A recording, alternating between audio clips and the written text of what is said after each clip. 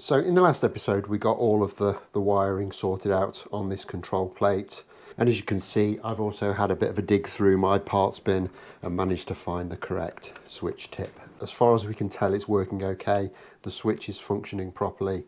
Can't really test the rest until we get the pickups installed, which won't happen until after we've got this thing finished. So that's probably the next big stage, is to start getting this prepped up. However, before I do that, I want to make sure that absolutely everything that needs to be done has been done. And to that end, I'm going to do a full trial build of this one. It's pretty much there at the moment. All I need to do is properly fit the electronics and get both the pickups in place. And I now do have both of the pickups because I got the bridge pickup in the post just this morning. So I will quickly run through putting this together properly, just make sure everything fits right, and then we can address any little last jobs that need doing before we can start the prep process.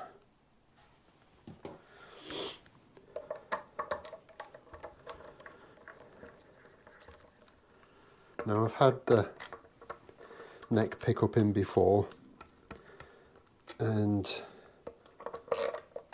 it all fitted great. However, that was before I fitted the neck properly, and there could be the potential that the pick guard has moved ever so slightly whilst doing that, which could in turn kind of move the position of the pickup ever so slightly. I don't think that will be the case, but better to check now before we've got any finish or anything on, because I'd have to make any adjustments with the router, and that's, as you can imagine, kind of fraught with danger.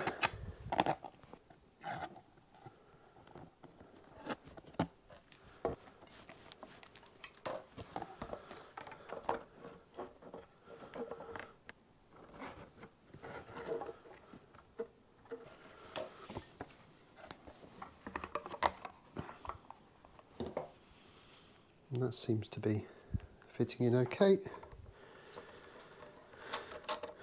Just bang the screws in quickly.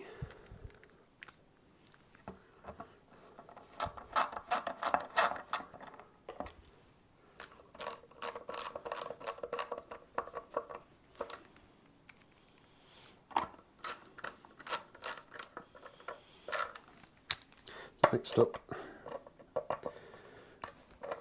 get the bridge pickup in.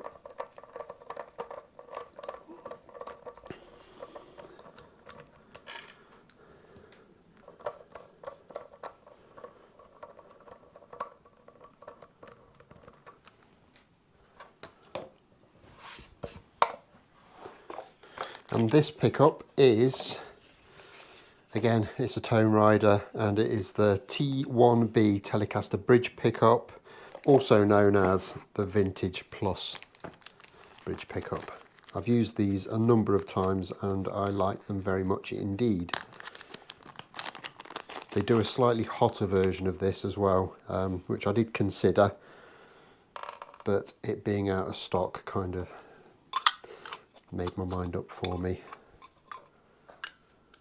But I have used these and they are, I must say, quite twangtastic.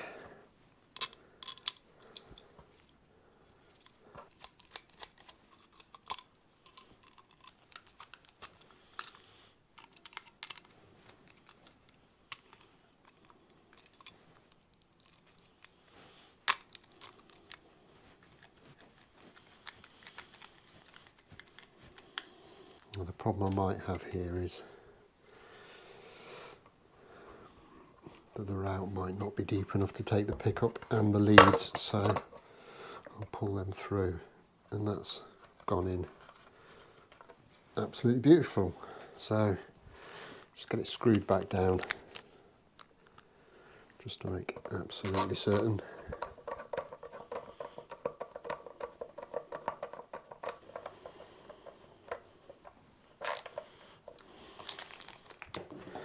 And with that done, we just need to get the controls installed. And the first thing we need to do is to just unscrew this jack socket.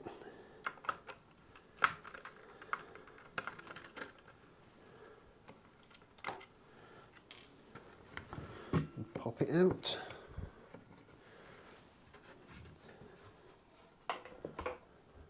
And then we can just feed the output jack through the hole.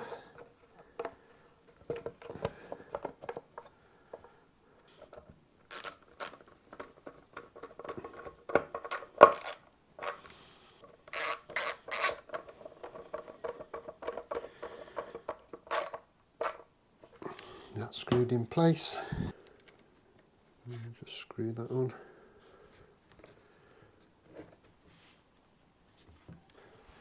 These can be a little bit fiddly to line up sometimes. A little bit of persuasion. And we're good to go.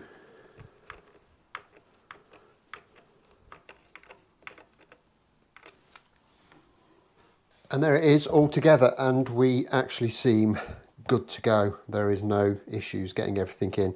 There is a little bit of an issue with this pickup route, which I will show you by just whipping off this scratch plate again.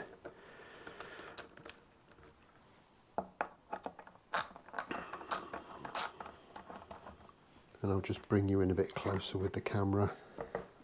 And you might just be able to see in there, I actually just drilled a couple of holes very quickly to accommodate the springs for the pickup, because the route actually wasn't deep enough, but they look really ugly. So what I'm going to do is I'm just going to quickly set up the router and just drop a couple of proper routes into those corners. Hopefully shouldn't take me too long to do.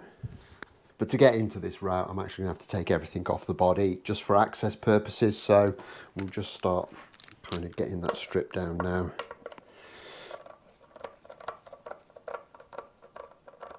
We know all of this fits, so we don't really need to put it all back on again once we've done this little bit of a job.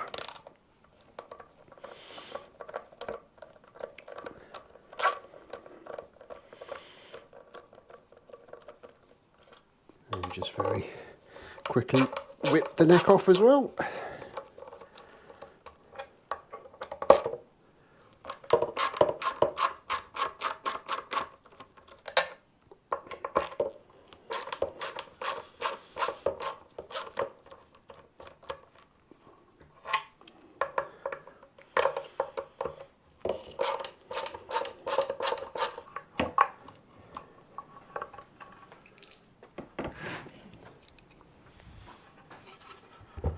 And with that done, we can break out the little router and just do those two little bits that need sorting out.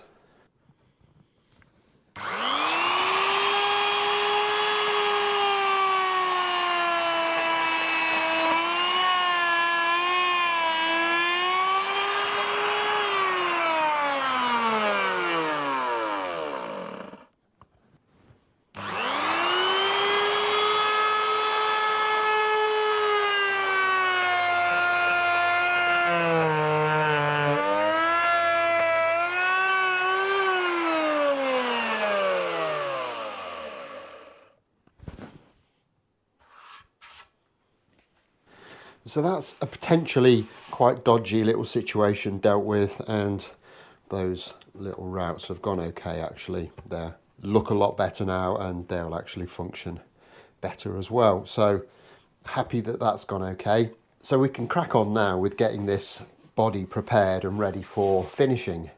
Now this is pine and it is incredibly soft, so while I've been working on this, every time I've dropped something on it or knocked it or moved something around, it's kind of impacted the wood a little bit, and there's lots and lots of little dings and scrapes and stuff on both the front and the back. So to deal with that, I'm going to do what I always do in these situations. I'm going to break out Mrs. Shed's clothes iron and give it a bit of a press in. And all I've done is just soaked a bit of this paper towel in some water, and we'll give it are going over with a hot iron.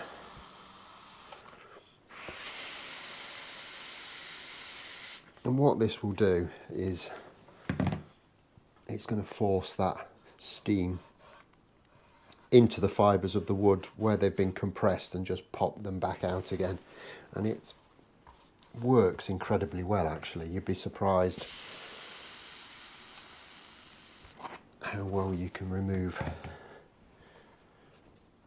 impressions and dents out of wood with this technique. However, whenever I use this, I always get a few questions about how valid it is to introduce moisture into the body at this stage of the game. So I think it's worth emphasising that I'm not really introducing that much at all, and it's only really going into the kind of top layers of the wood, which will dry out fairly quickly, and you can almost watch it drying out in real time. So I don't have any concerns about kind of getting this wood too wet.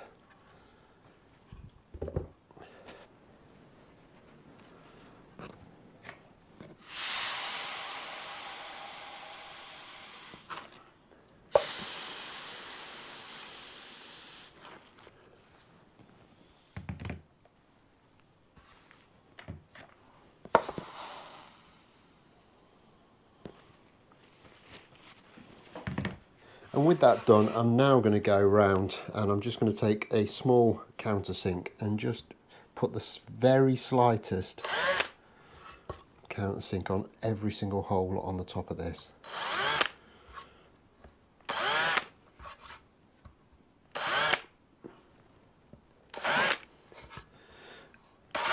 And I've been asked about this a lot over the years, and the reason I do it is quite straightforward. Once we get the finish onto this, it's going to be relatively thin, and anywhere there's a sharp edge, that film is going to be almost non-existent.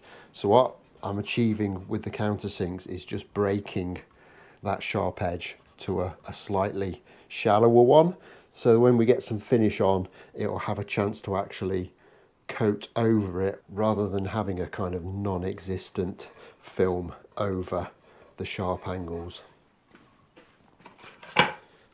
And to kind of make sure we're on track with that as well, is I will just kind of use some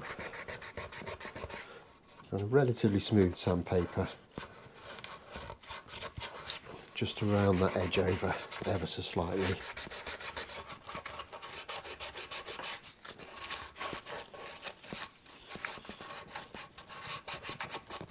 It may not seem like much, but it is enough to kind of stop you burning through the finish when you're polishing it up. And I think I can perhaps demonstrate this better with a dodgy diagram. So if we kind of say that's our pickup route, and this is highly exaggerated for the case of filming, but we were then to spray a finish on there, we would get a finish on the top like that, and we'd get some finish into here, but because this corner is so sharp, we would effectively get that where there's no kind of coverage at all on that corner. So as soon as we started to sand this down and polish it up, we would kind of go through in these weak spots. However, if we were to then do what we've just done and just put a bit of a chamfer or even a round over onto that corner, what happens when we spray it is we'll actually get an even film right the way around. Hopefully not that thick.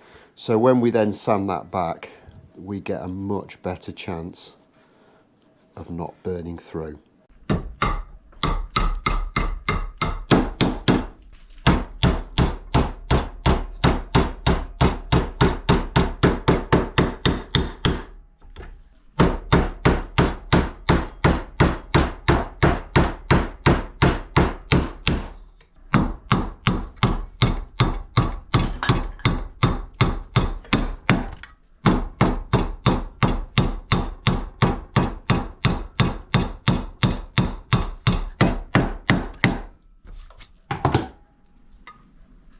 So we're getting through this now, and we are kind of somewhere near getting ready to give this its final sand and then start prepping up for the first little bits of paint that we need to do. However, you might remember from the very first episode that there are actually some nail holes in this body that we need to sort out before we go much further. And to do that, another little trick that I quite often use, I've made myself a little dowel just out of some pine, and I've got a pencil sharpener.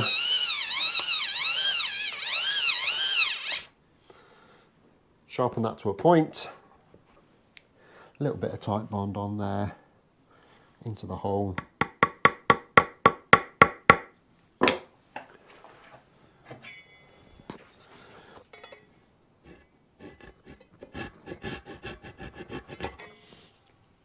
Just cut that off.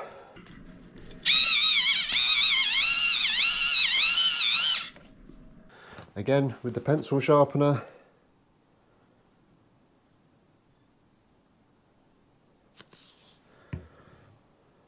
A little bit of tight bond, and then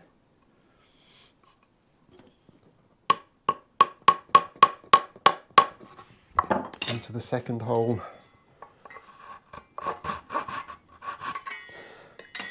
Cut it off. So I'm going to leave those to dry now for an hour or so. I'll go in and get a warm inside because it is quite cold actually today in the shed, and I'll join you back in a bit and we can get some sanding done. And I've left that a good couple of hours, so I'll just kind of pare that down with a chisel.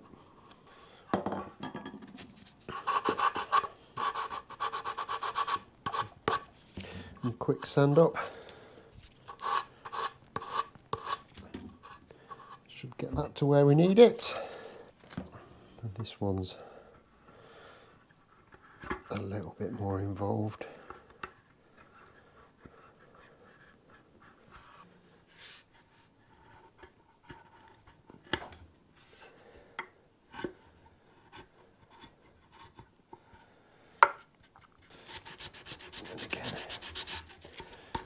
Bit of sanding should get us where we need to be with that. I think that actually looks all right. It's worth bearing in mind that all of these sides are going to be painted opaque black anyway, so you won't see any of that. And the last thing I want to do before I call it quits for tonight is there are quite a lot of little kind of voids and stuff, especially on the end grain around the edge of here. So I'm just going to I've just got some sawdust that I've gathered up. It's quite fine. And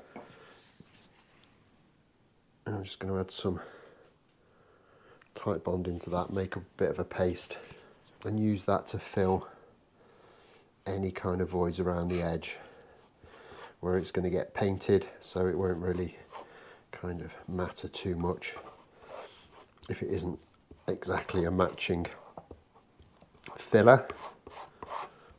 There isn't really anything on the main kind of front and back bits that won't sand, so I'm not too worried about that. But I think just these, especially the end grain bits, this pine is a little bit open grained, so we could just do with a little tiny bit of filling. And I've left this, like I say, overnight, and it's dried up really nicely. So I'm just going to start working my way around. I've got a 150 grit at the moment. I'm keeping this off a block just so I can kind of concentrate into these central areas without hitting the binding too much. Because what I don't want to do is kind of thin this binding down, so we get an uneven edge on it. So I'm going to work my way around doing this. I'm going to sand to about 240 grit. So this is a 150, perhaps a 180 and then a 240. Get all of this filler cleaned up. I'm not going to film it because I think watching sanding is actually worse than watching paint dry. But I'm going to work my way around all the periphery of the body, make sure it's all sanded up nicely, and then I'll just break out the orbital sander and give the top and the back exactly the same treatment. Just get those nice and flat and smooth, and we'll be ready to move on and start some of the painting. However, that's going to be a little bit too much for this video, so I'll save that till next time. So as always, don't forget to hit that like button if you've enjoyed this, subscribe if you haven't already done so, and I'll look forward to seeing you next time. Thanks a lot for watching. Bye bye.